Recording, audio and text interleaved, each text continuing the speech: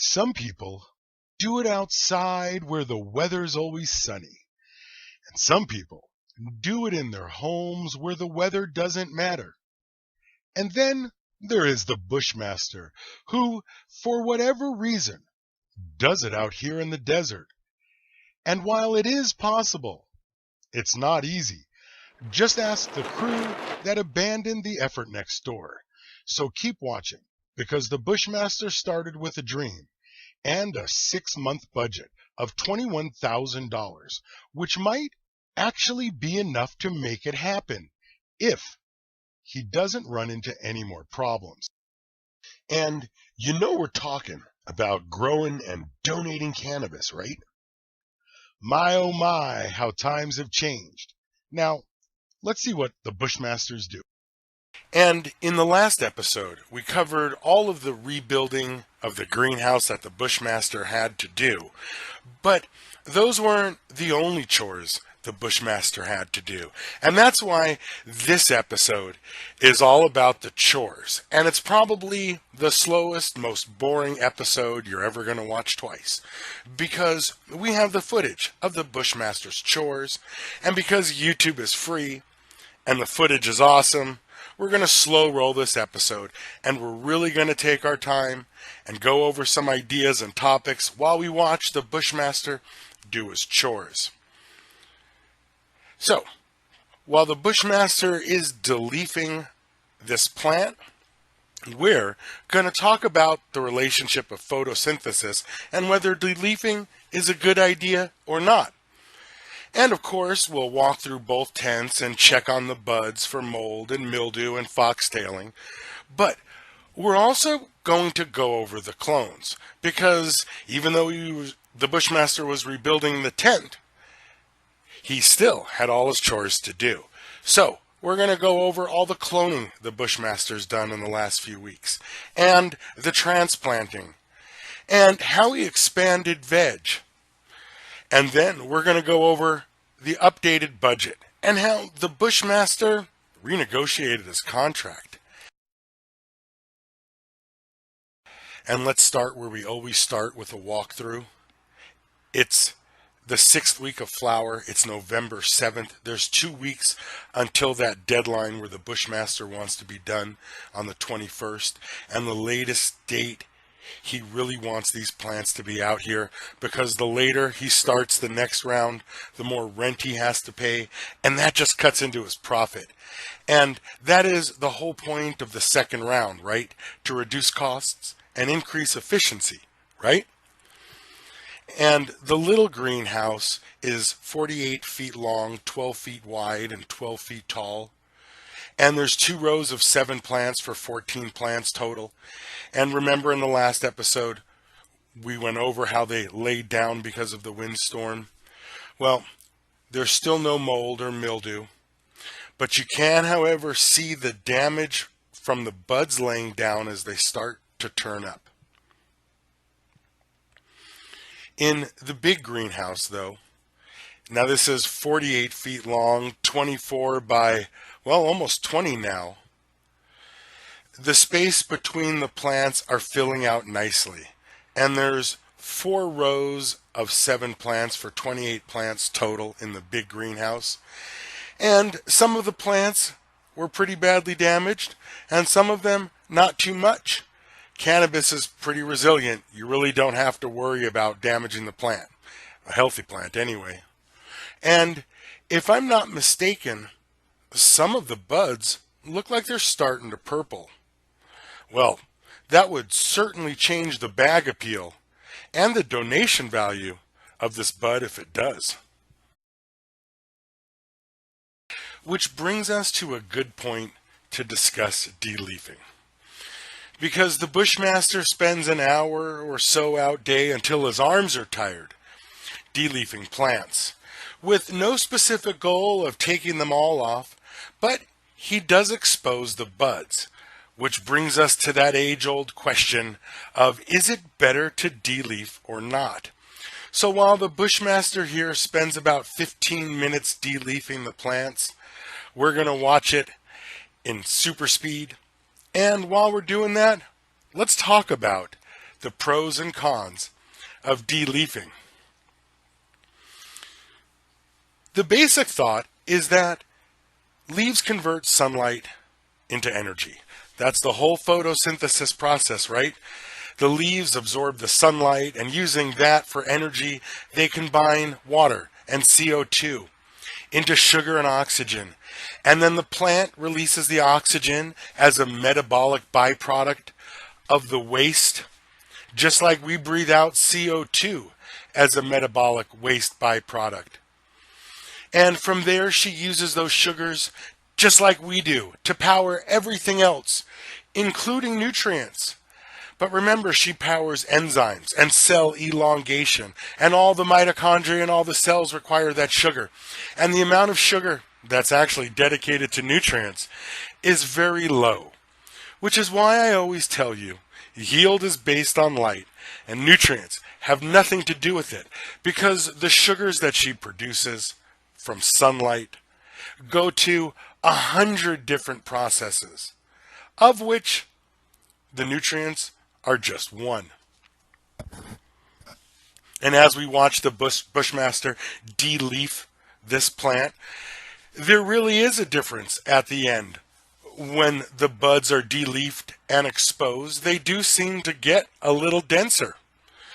However, you have to have big buds, and you sort of have to wait till the end, because there's no arguing that the leaves are the photosynthesis engine of the plant. And all of the sugar that they make that the plant does not use goes down to the roots and are stored as starch. So next year, when the conditions are right, she can send up a growth shoot and start the process again. Because cannabis is an annual, and left alone, she'll do this every year. And while there might never be a correct answer to the leaf de-leafing question, you have to admit, Mother Nature is pretty good. And if she spent 400 million years developing the leaf, who are we to just pull them all off? So, like anything else I suggest, the reality of the situation is, when you're a good grower, perhaps take one plant and de-leaf it at the start of flower, and another plant, de-leaf it halfway through flower, and then compare that to a third plant that's getting the same weight, because you really can't test a theory like that until you're getting the same weight from the same light from the same number of plants every time. After all, there's no denying that de-leafing the plants work when the Bushmaster supercrops them to get the shape that he wants later on, right?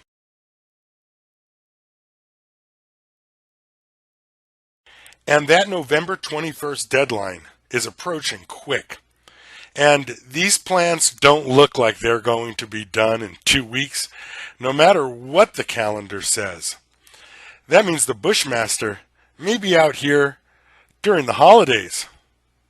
Merry Christmas, Bushmaster. And while the Bushmaster here is finishing up de-leafing, let's start talking about cloning, because this isn't the only chore he's had to do for the last few weeks.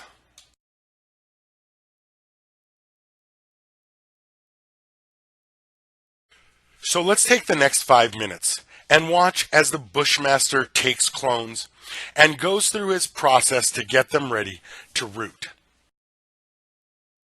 And we'll watch the Bushmaster top, lollipop, and supercrop the plants and take the clones in a minute. But for now, let's just watch the Bushmaster prep his clones for rooting. And it's the same process. Snip the bottom, scrape the sides, dip in Clonex gel, and stick them into a Root Riot starter plug. And repeat 499 more times for the next 10 hours. And If you're going to top lollipop and super crop 80 plants for 10 hours, the chances of the neighbor stopping by are pretty good, right? Hello, pig. Because if you're going to sit outside for 10 hours and take clones, top and super crop your plants, the chances of one of the neighbors stopping by is pretty high. But the Bushmaster has 9 hours and 59 minutes to go. So nothing's going to stop him from this process, not even the pig from next door. And the Bushmaster snips the bottom, splits the sides, dips it in the Clonex gel, and then puts it in the Root Riot starter plug. 498 to go. The Bushmaster snips the bottom, scrapes the sides, just a little bit of the stalk, just enough to help the roots come out of the seam.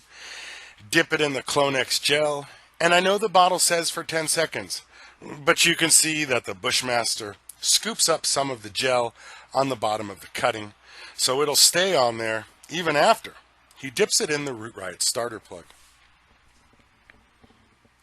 497 to go.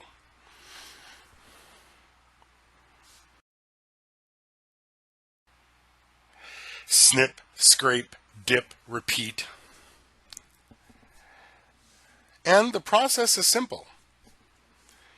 Take clones from healthy plants and they will root.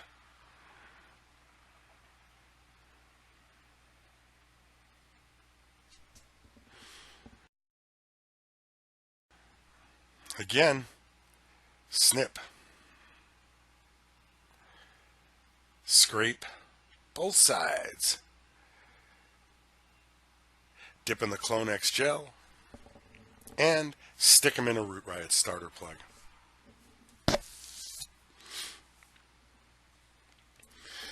And a cannabis cutting will root all by itself. It doesn't need any kind of rooting gel.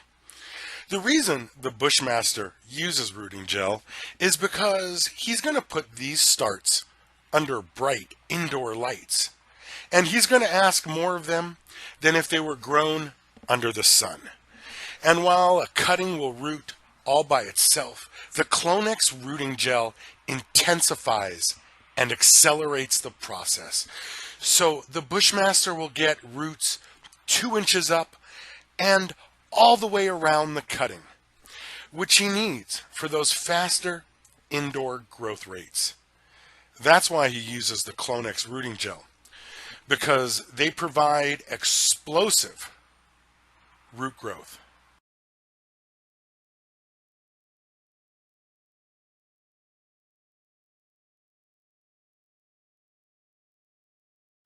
Trim the top, snip the bottom, scrape the sides,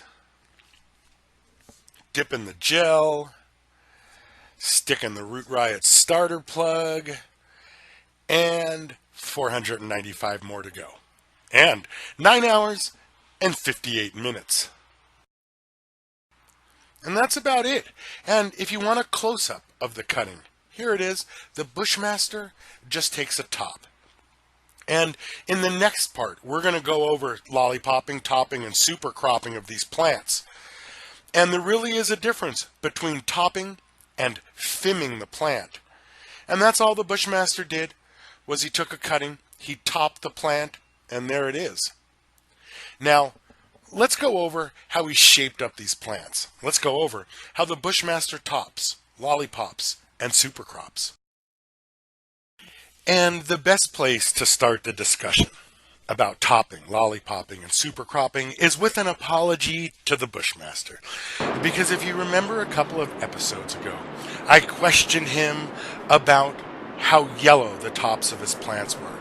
And if you remember, he snapped at me and told me not to worry about it. So now let's take a look back, because the plants that the Bushmaster is taking the cuttings from are the plants that he transplanted several weeks ago. And when we look at the cuttings, you can see that some of these cuttings don't look so good. In fact, they look kind of crappy.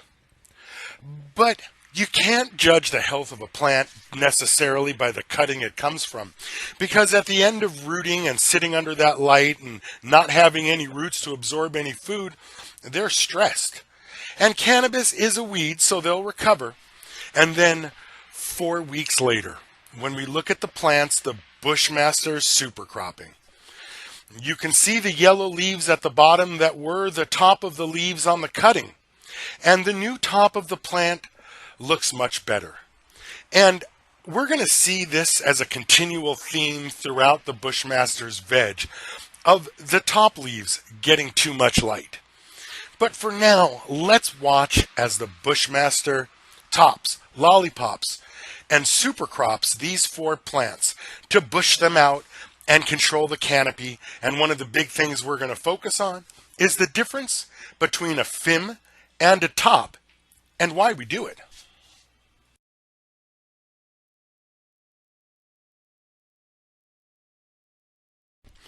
Of course, the best way to do that is to spend about 8 minutes watching the Bushmaster transplant top, lollipop, and supercrop take cuttings from and prep the cuttings and dip and stick them into the Root Riot starter plugs for 8 minutes. Now, remember, this takes the Bushmaster 30 minutes to do per 4 plants. So he's going to be out here for 10 hours doing this. And this is just 7 minutes worth. And it's pretty straightforward stuff. The Bushmaster takes plant 1,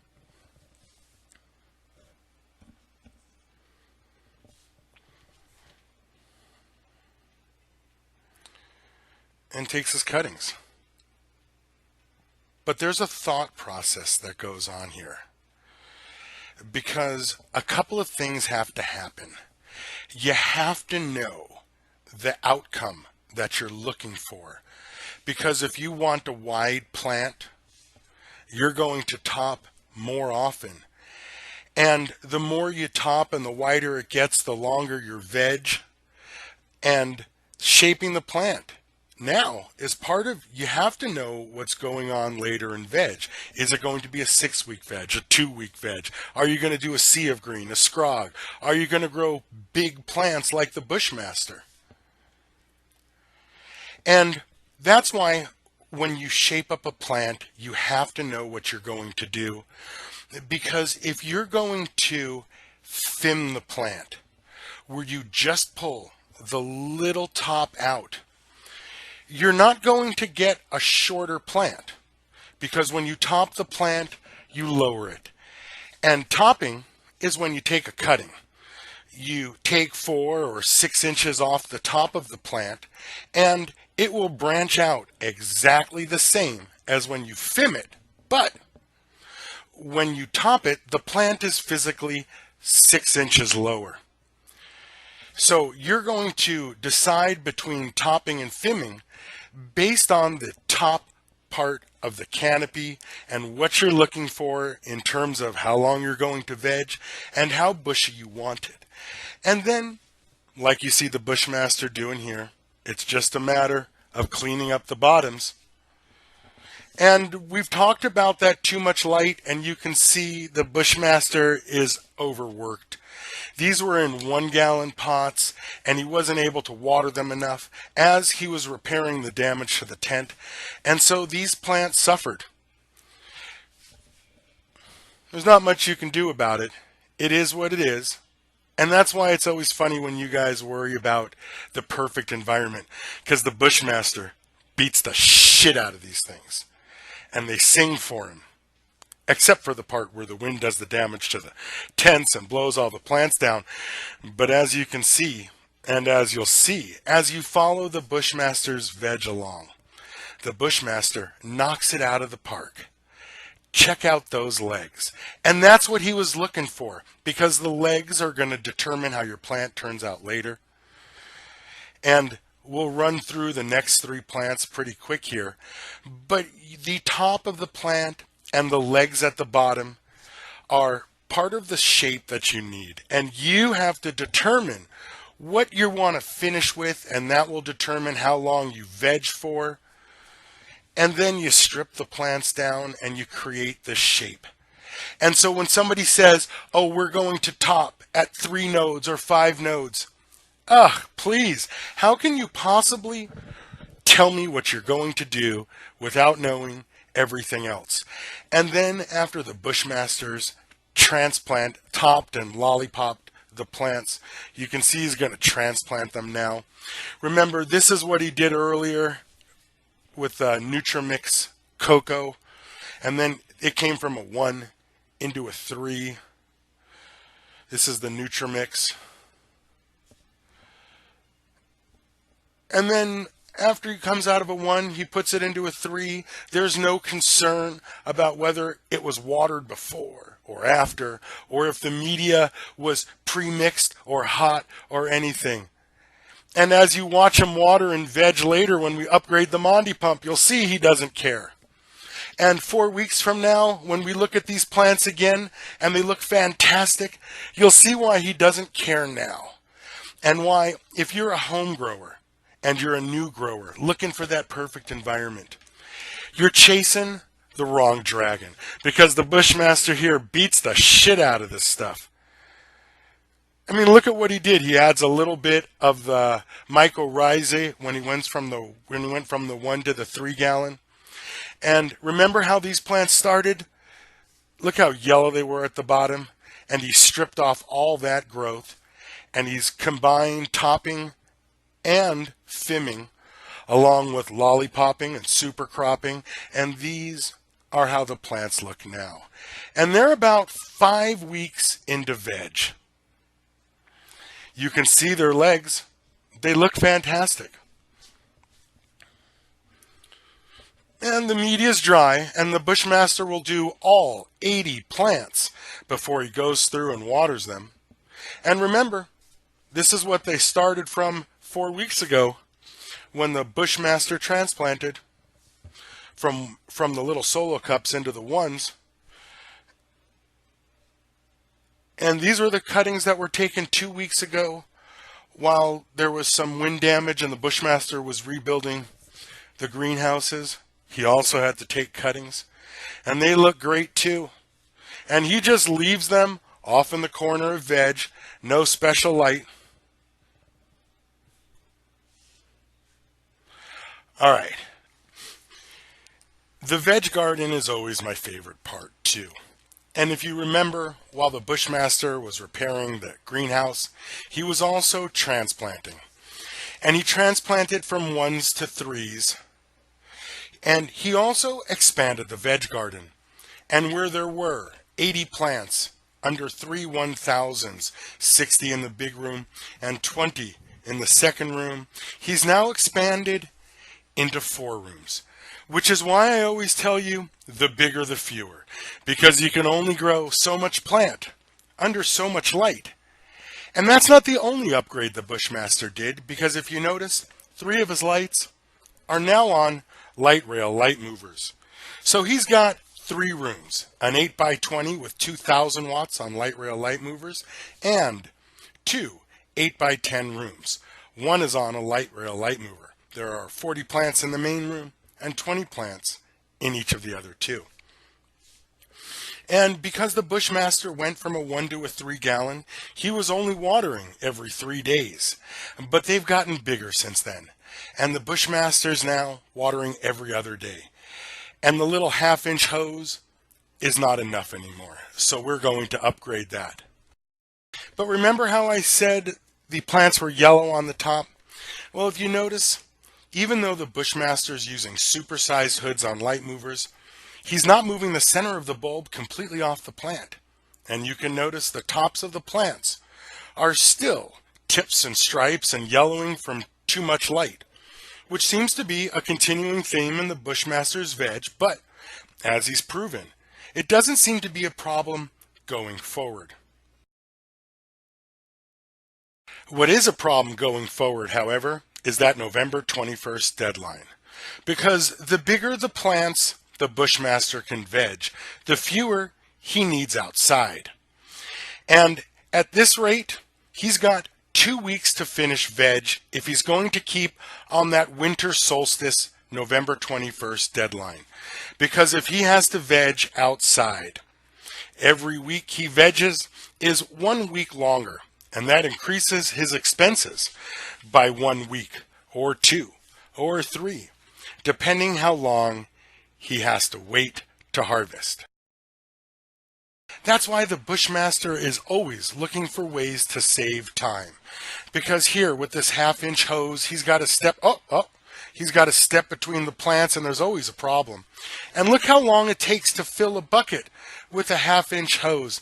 That's 10 seconds per bucket times 80 plants, which is why he's upgrading to a Mondi 1100 GPH pump up from this thing, like a 264, and from a 1/2-inch to a 3/4 inch tubing. That way, he can water more plants in less time, but that's not the only benefit, because when you add the Mondi watering wand, the Bushmaster no longer has to step between the plants. Watch. Check that out, little telescoping Mondi wand. And now with enough water pressure, he can reach pretty much every plant in the garden from the doorway, and you can already tell his watering time is reduced. And what was 10 seconds per plant and 20-30 seconds walking between them is now 5-6 seconds per plant, and there's no more walking between them. So he's not going to knock them over anymore, which just added more time when he had to pick them up.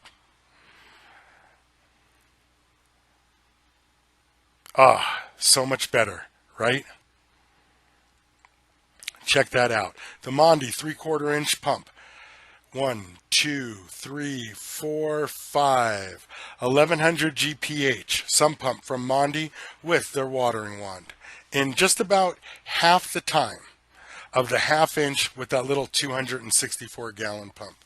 And when the plants get big like this, you know they're drinking that almost every day.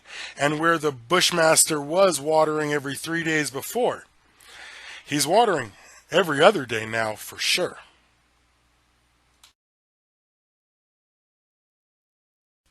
Like I told you back at the beginning, the Bushmaster's been busy these last couple of weeks, because not only has he rebuilt the greenhouse, he still had all of his chores to do. He's been out there de-leafing every day till his arms get tired. And as we watched when he took clones, 500 clones is no joke. And then we watched as he transplanted 80 plants from 1s to 3s, and he top-lopped and super cropped them so they're just the right shape so they can keep vegging. And we watched as he upgraded the water pump to a Mondi 1100 GPH so he could get his chores done faster. And that's important because it's only getting colder as winter approaches. And there's snow in the top of the mountains now. So he's only going to have to deal with colder temperatures and more propane to keep them from freezing throughout the night. Now, before we go over the next episode, let's do a quick update on the Bushmaster's budget, because he ended the last episode with $2,750. And after spending $100 to upgrade the Mondi pump in veg, and $100 on tubing, and $400 on light movers, plus $50 for 2 propane tanks, and $700 for the next round of nutrients, the Bushmaster spent $1,350, leaving him with $1,400 for the rest of this grow. Or so you would think, because the donation value of those 500 clones was $2,500. And at this point, the Bushmaster has been allowing me to do the filming by his good graces. And so the Bushmaster renegotiated his contract, charging me $3,000 in store credit for product And he was smart enough to negotiate the wholesale price. So where you thought the Bushmaster would have $1,400 if we add the $2,500 from the clones and the $3,000 store credit, the Bushmaster is at $6,900 with what could be maybe possibly 2 weeks remaining in this harvest. That has yet to be seen. But with $6,900 at this point, the Bushmaster might be able to let it run a little long. Now, let's go over what's going to happen in the next episode, the harvest episode.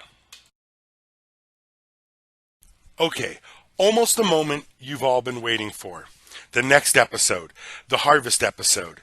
Because whether it's November 21st or later, in the next episode, we're going to go over everything you need to know about the harvest. We're going to go over the plant cut down, the trimming, the hanging, the Bushmaster building the dry room, and we're going to go over the weight and whether or not the Bushmaster won. Because he's expecting 60 pounds, down from 90 and the windstorm. And we're going to go over every bit of that detail. We're going to go over the money the Bushmaster owes. And hopefully the money the Bushmaster gets to keep. Because this is a 24/7 job. And we're going to take the Bushmaster's profits, if there are any, and divide it by the time he's spent. And we're going to see if the Bushmaster's been making money or not. And of course, we're going to do our normal chores. We're going to water veg. We're going to make a tea. And we're going to see if the Bushmaster is ready to transplant veg into flower. Because the next deadline is January 21st. And as the days start to get longer, rent starts to go up, and the buds start to foxtail as the nights get shorter. Which leaves us at the perfect point to end this video.